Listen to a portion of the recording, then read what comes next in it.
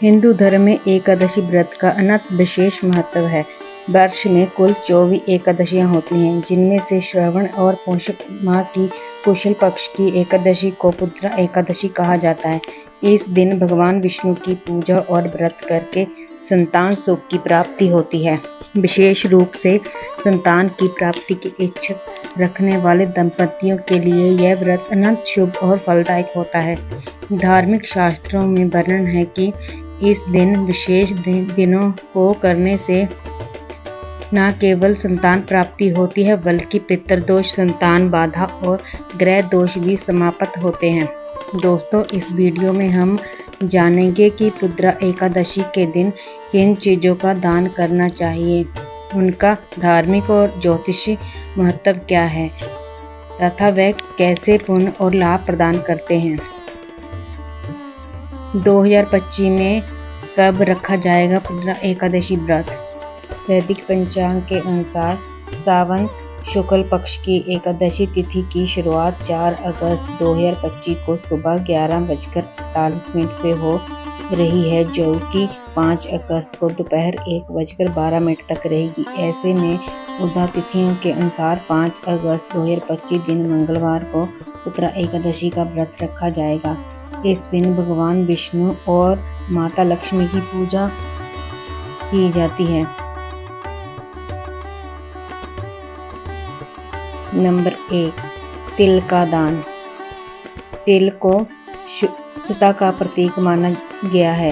यह पितरों को तृप्त करने वाला होता है। पुत्रा एकादशी पर तिल का दान करने से पितृदोष समाप्त होता है, पितृदोष से मुक्ति मिलती है, संतान से संबंधित बाधाएं दूर होती हैं, स्वास्थ्य संबंधी समस्याएं कम होती हैं। नंबर 2, घी का दान। घी को अग्नि का पोषक माना गया है।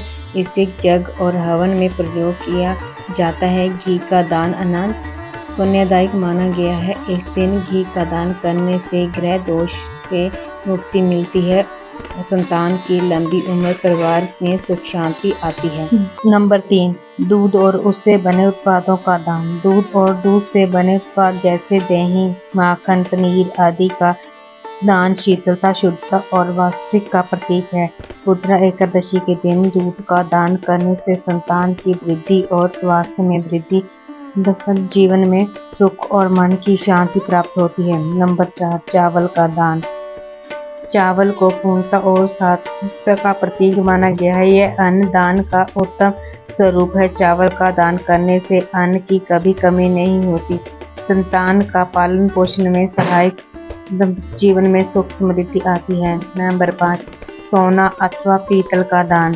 सोना और पीतल दोनों ही शुद्धता, ऐश्वर्य और तेज का प्रतीक है। इसे दान करने से जीवन में शांति आती है और वैवाहिक सुख में वृद्धि होती है, संतान संबंधी विघ्न दूर होते हैं, भाग्य में वृद्धि होती है। नंबर 6, वस्त्रों का दान।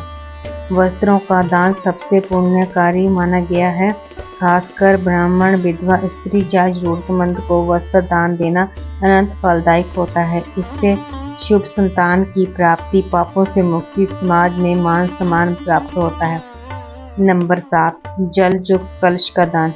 जल से भरे हुए कलश को नारियल पात्र और कपड़े से सहेज करके दान करने की परंपरा है। यह पूर्ण सृष्टि के पोषण का प्रतीक है। कलश का दान करने से संतान के जीवन में उन्नति होती है, घर में लक्ष्मी का वास और सौभाग्य की प्राप्ति होती है।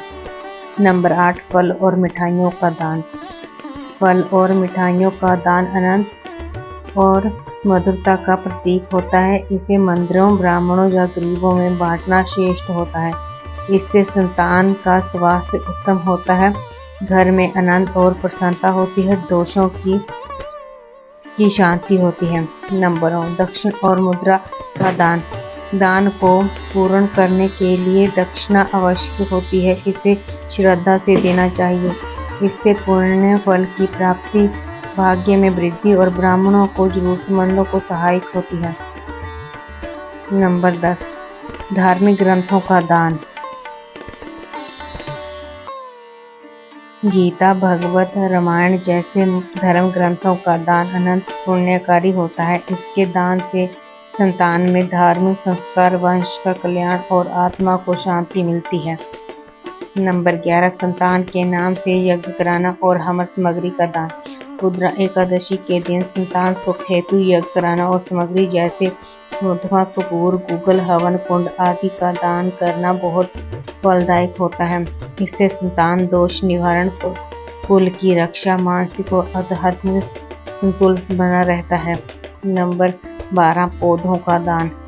पीपल, तुलसी, आम, बेल आदि के पौधों का दान पर्यावरण और आध्यात्मिक दोनों दृष्टि से लाभकारी होता है। इसके दान से संतान का जीवन फलदायक, कुल की में वृद्धि, वातावरण की शुद्धता होता है।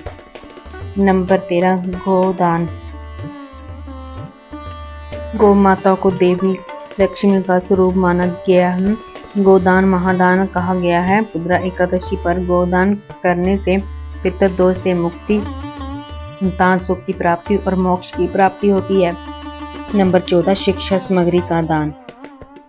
बच्चों को कॉपी, किताबें, पेन, पेंसिल आदि दान करना ज्ञान दान के तुल्य माना गया है। इसके दान से संतान के विद्या वृद्धि में वृद्धि, समाज में यश और वंश की उत्पत्ति होती है। नंबर 15 संतान से संबंधित सामग्री जैसे झूला, कपड़े, खिलौने आदि का दान। जय दान उन दंपतियों के लिए शुभ होता है जो संतान प्राप्ति की कामना करते हैं। इनको दान से गर्भ धारण की क्षमता में वृद्धि, संतान की सुरक्षा और आत्मिक ऊर्जा आती है। दान करते समय ध्यान रखने योग्य बातें। नंबर 1 दान श्रद्धा, भक्ति और निस्वार्थ भाव से करें। नंबर 2 दान करते समय संकल्प अवश्य लें। नंबर 3 ब्राह्मण, जरूरतमंद या निर्धन व्यक्ति को ही दान दें। नंबर 4 दान के साथ विनम्रता और मधुरता का व्यवहार रखें। अगर आपको ये जानकारी अच्छी लगी हो तो प्लीज़ वीडियो को लाइक शेयर जरूर करें और वीडियो को पूरा देखने के लिए आपका बहुत बहुत धन्यवाद।